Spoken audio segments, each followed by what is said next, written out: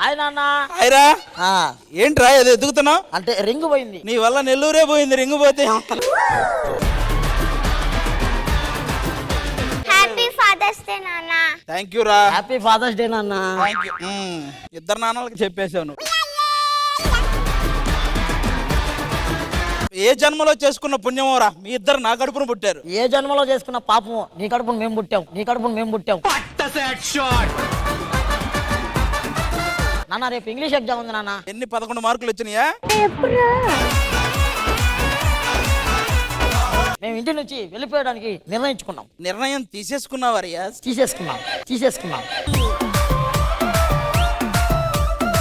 నాన్న మీద కోపం ఉంటే ఇలా నలుగురు మధ్య పెట్టడం అవసరమా? అది 4 గోడల మధ్య చూసుకోవాలి రియాజ్. నాన్న గురించి ఒక ఇంగ్లీష్ కవి ఏం చెప్పాడో తెలుసా? ఏం చెప్పాను నాన్న? నాకు నాన్న లేడని చెప్పాడు. చైనా కవి కూడా చెప్పాడు, ఎందుకు లేని వదిలేసా. నాన్న నీ రోజు నీ ప్రేమ తెలుసుకోలేకపోయినాను. ఏది ఈ 2 డైలాగులకే? ఇప్పటి నుంచి నేను జాగ్రత్తగా చూసుకుంటానన్నా. రామ్మరా, నాన్నని నేనే జాగ్రత్తగా చూసుకుంటా. లేదు, నేనే జాగ్రత్తగా చూసుకుంటా. అదిరా, కూతురు ప్రేమ అలా ఉంటది. నాన్న కొడుకులే బాగా చూసుకుంటారు. అవును, కొడుకు ప్రేమ అలా ఉంటది. నేనే బాగా చూసుకుంటా. నువ్వు చూసుకున్నావుగా మొన్న నెల్లూరంతా. కూతురు బాగా చూసుకుంటా అంటుంది, కొడుకు బాగా చూసుకుంటా అంటున్నాడు. వీళ్ళిద్దరిలో ఎవరు బాగా చూసుకుంటారో తెలియాలంటే ఇద్దరు ప్రేమలైన మనుషులు రావాలి. ఇప్పుడు అజర్ వాళ్ళ నాన్న, బాబు వాళ్ళ నాన్న మర్యాదగా చెప్పండి. ఇద్దరు చెరో క్వార్టర్ రైస్ వచ్చారు కదా. కాదు బాబు, ఇంత మంచి కళాకారుడికి పుట్టారా మీరు? అడగండి, మీరు మళ్ళీ చెప్తారు. 2 వేసాడంట ఆయన. అందుకే ఇప్పుడు మాట్లాడలేను, కొంచెం టైం తీసుకొని మాట్లాడతానంటున్నాడు. నువ్వు చేతులు వణికేస్తున్నాయంటే మన 4 ఇంద్రజ గారు అంటే నాకు చాలా ఇష్టం అండి.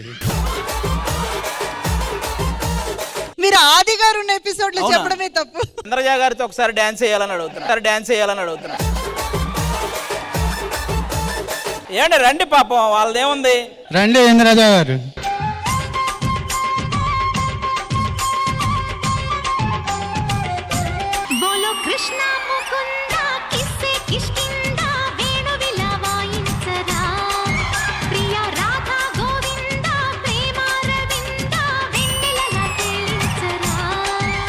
ఇంద్రజ గారి స్పోర్టివ్నెస్ కి అందరూ చప్పట్లు కొట్టండి.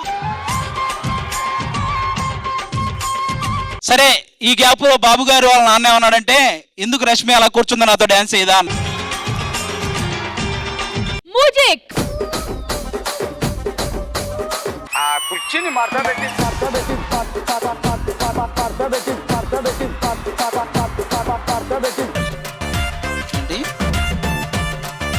ఏంటి ఆయన అంటున్నాడు, ఇప్పుడు మీతో చేస్తారా?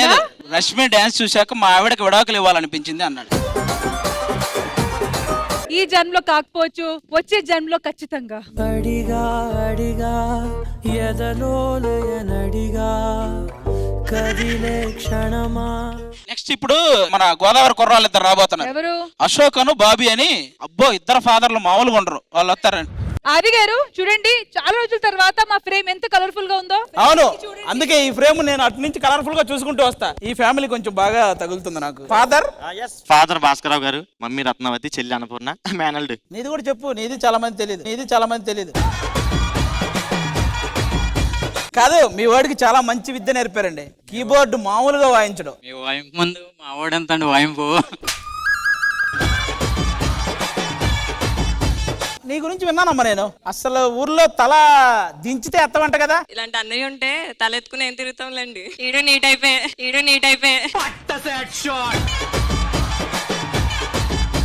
ఇంతకీ పెళ్లి సంబంధాలు ఏమైనా చూస్తున్నారా? ఈడికి పిల్ల ఎవరిస్తారు అన్నయ్య?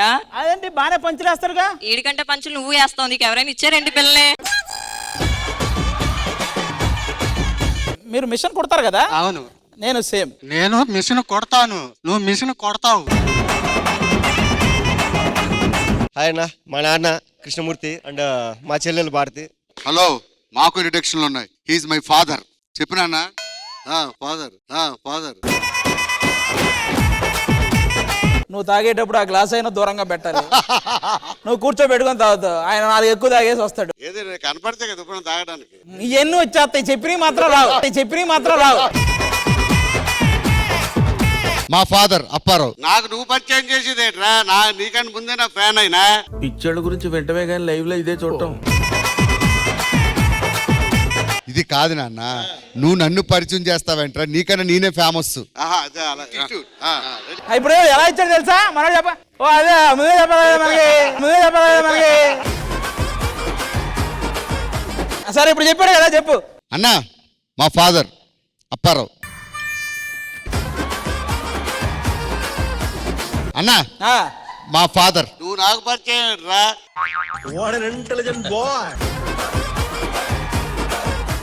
అన్నా మాకు ఫ్యామిలీలు ఉండవా? ఈయనే మా నాన్న అప్పారావు. నువ్వు రాఘవైపు. ఏంటి ఇదే? నువ్వు నాకు పరిచయం చేయడం ఏంట్రా? నాకన్నా పెద్ద ఫ్యాన్ ఆయన నాకు. ఇప్పుడు ఓకేనా? కమాన్ 1 2 3. ఒకసారి ఇప్పుడు చెప్తా చూడండి అని తొడగొట్టు ఒకసారి చిటికేసి. అప్పుడు చెప్తాను చూడండి. మాకు ఫ్యామిలీ ఉంటుంది. మా నాన్న. రే నువ్వు నాకు పరిచయం చేయరా? నీకంటే నేను పెద్ద ఫ్యాన్ కాదురా, నా ఫేమస్ రానా. ఐ థింక్ వాటో వాట్. సరే ఫేమస్ ఏదైనా ఒకటే కదరా. ఇదిగో ఏదైనా ఒకటి అనే దాకా వచ్చాడు. ఇక చెప్తే చెప్తా లేకపోతే ఆయన అంటాడు ఆయన. ఏంటి మహేష్ బ్రదర్ ఈ మధ్య కనపడట్లేదు? చాలా బిజీగా ఉన్నా అన్న. ఎందులో? అవకాశాలు ఎదుర్కోవడంలో.